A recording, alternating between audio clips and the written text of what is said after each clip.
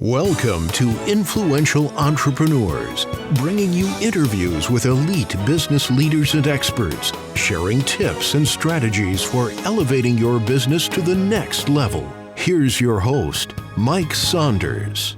Hello and welcome to this episode of Influential Entrepreneurs. This is Mike Saunders, the Authority Positioning Coach.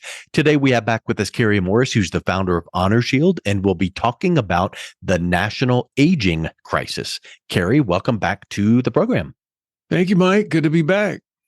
Yep, I'm excited to talk with you because I know that every time we turn on the news or get on social media, hear about some celebrity getting diagnosed with some long-term illness. And I just wanted to get your thoughts on that. I know that ties into this national aging crisis. So what is the national aging crisis and who's qualified to kind of address that and help combat it? Yeah, it's a great question. And, I hate to do this, but I got to do this. I got to take just a minute and give you the reality of some statistics right now that everyone kind of needs to absorb. Okay.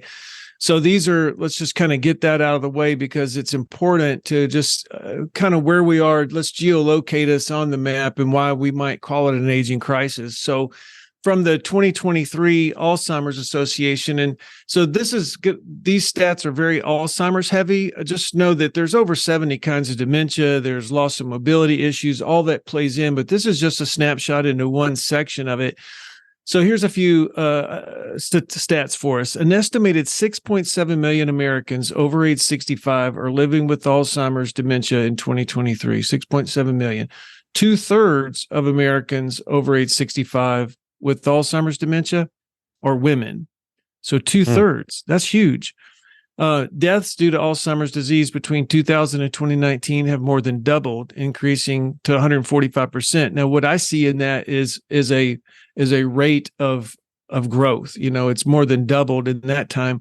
What's it going to do in the next 10 years?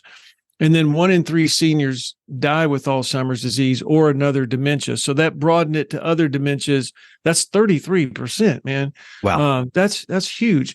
A few more here. Onto the caregiving. Nearly half of all caregivers who provide help to an older adult do so for someone with Alzheimer's or another dementia. Now, there's about 53 million family caregivers in the country.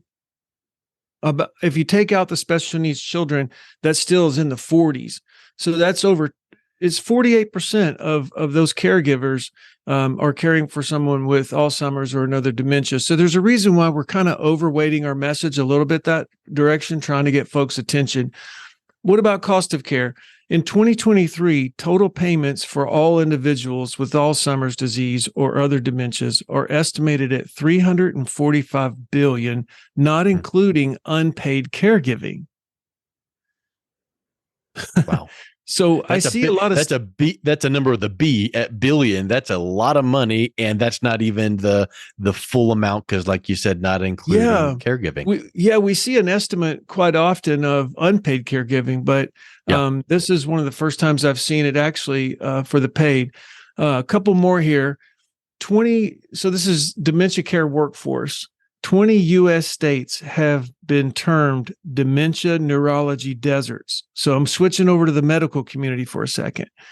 Dementia neurology deserts, meaning they are projected to have fewer than 10 neurologists per 10,000 people with dementia in 2025. So it's not just in the financial industry that we're going to talk about today. It's the medical industry is behind as well. And then one more about the actual workforce. Some of you may have heard this. An estimated 1.2 million additional direct care workers will be needed between 2020 and 2030. More new workers than any other single occupation in the United States.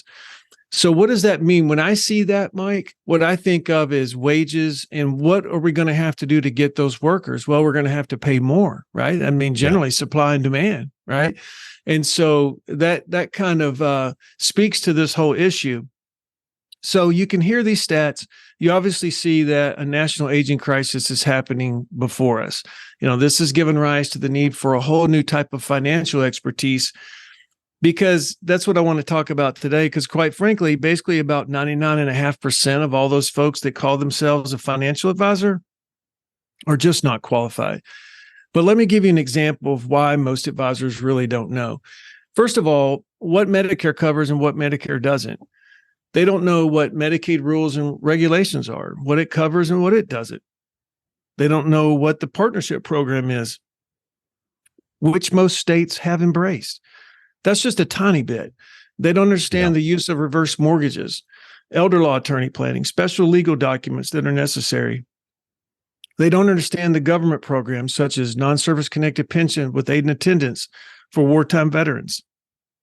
They're not, excuse me, they're not aware of the entire care community, the spectrum of care and what everybody really does, from non-medical home care all the way up to nursing home.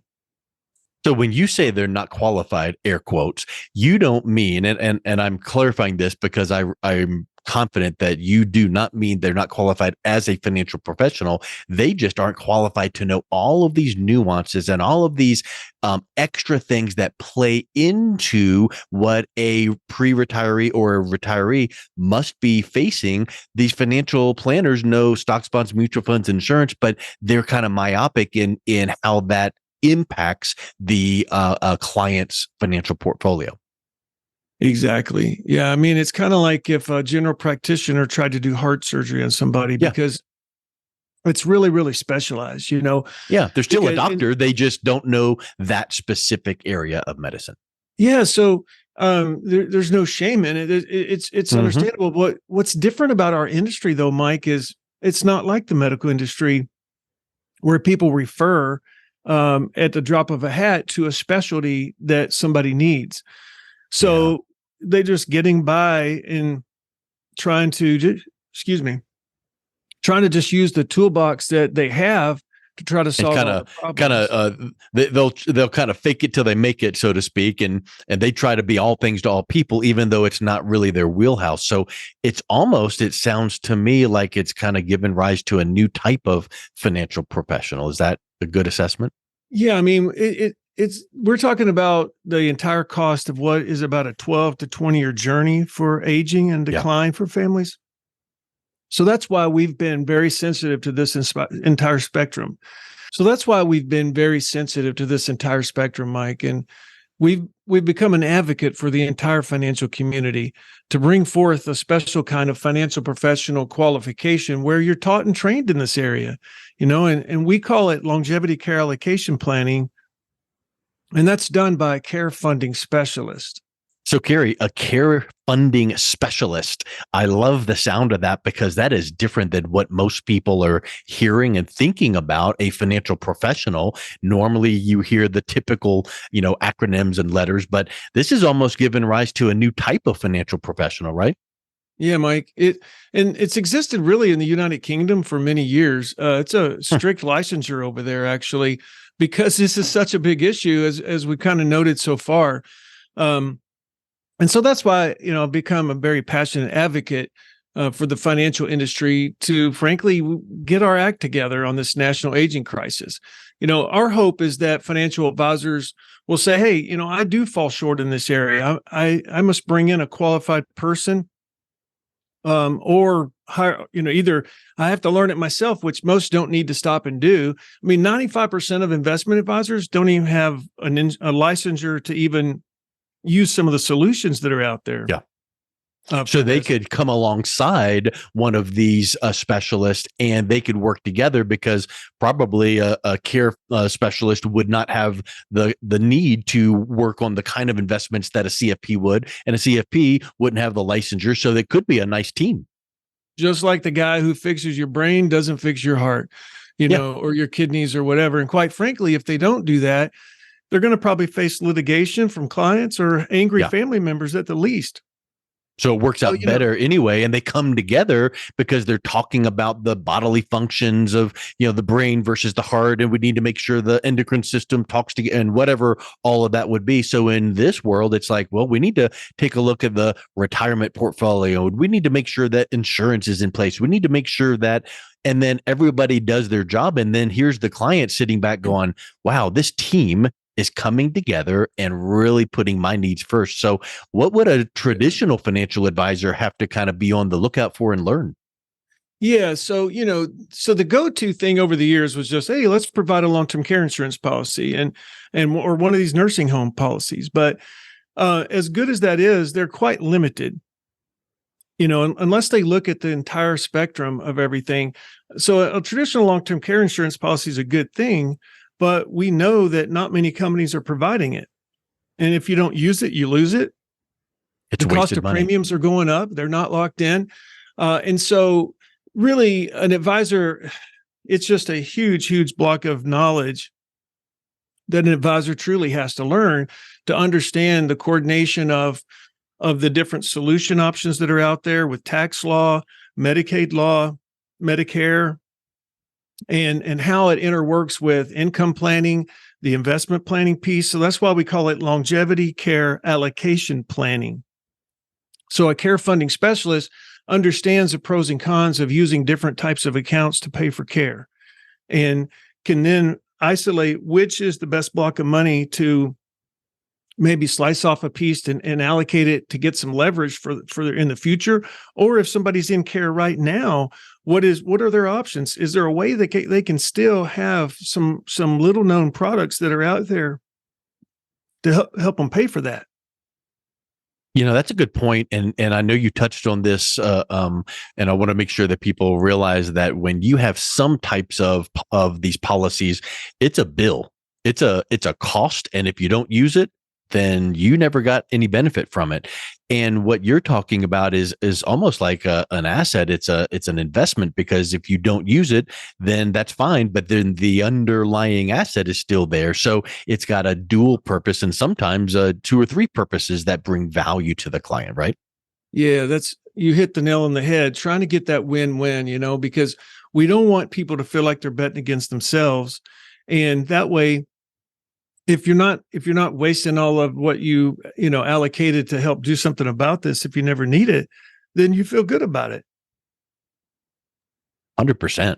Well, it just opens up our eyes here from our conversation that with this national aging crisis, there are statistics that are so prevalent that we know it's going to touch someone that we know or our family. It's not like so remote that, well, that's never going to happen, Kerry. So the statistics are really, really eye-opening, and an advisor needs to realize some of these things to bring some of these options. And I like that word that you use, because it brings options and opportunities for a client to consider.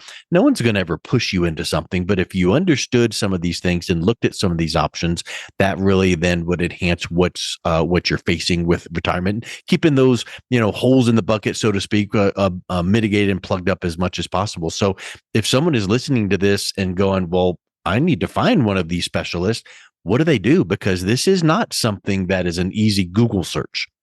Yeah, exactly. That's why we call it a planning process, because it's like if you were going to build a house, you start with a piece of ground and you have to go, and there's a lot to think about. And so the first step is education. And so always education is a great first step.